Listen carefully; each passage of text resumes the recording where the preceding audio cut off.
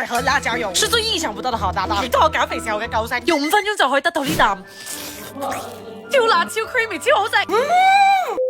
I kept the painful。歡迎嚟到新系列，然後呢個就我主題曲。要整呢個菜式，你淨係需要4種材料。如果你有好多時間，可以係5種；如果你好有錢，可以係6種。你需要蒜啦，同埋一個真嘅居優格，市面上好多假嘅，係難食啲咯，但係兩個都可以幫你通便便嘅。睇你想點啦。2個蛋蛋，一份麵包。首先將啲蒜頭切碎。一定有人話5分鐘點切碎啲蒜啦，你呃人。呢條片俾高科技人群嘅，你冇嘅話係你嘅事。OK。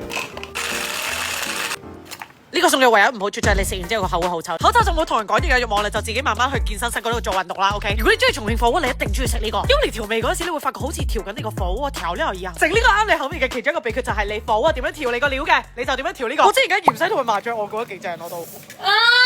個蛋煮完之後要過冷河嘅，如果唔係會溶咗啲 yogurt。Excuse me for 睇落去咁亂，因為我係啱啱臨時決定要做個美食博主嘅。啲人成日問我點解要做美甲，因為靚得嚟又實用又幫你慳水，鉗都唔使洗。做美甲嘅人就愛護地球、守護地球嘅環保小先鋒。佢呢個菜式因為由幾劈醬組成，所以如果你分開多劈咁樣擺咧，係可以俾你一種高級飯嘅感覺。我好喜歡靚但係滑身嘅感覺。你上面鋪隻蛋菜，加你最中意嘅辣椒油，老乾媽都好食噶。如果你唔食辣，你用嗰啲拌飯醬都好好食，真係。加啲葱再加切好咗嘅麵包，睇落去起碼喺香港可以賣200蚊。你個蛋一定係呢啲半熟流心先係最正嘅，擺落滾水煮3分鐘就係呢個效果。佢呢個就係同咩肉搭配起嚟都超好食。所以今次我用咗6種材料，鋪塊肥油喺上面，一啖咬落去。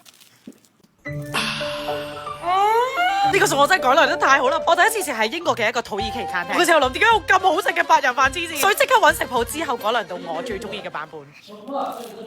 係好食到我食咗10分鐘先發覺我個下巴嗰粒油漬一直都喺度，請大家唔好介意。Big，is it good？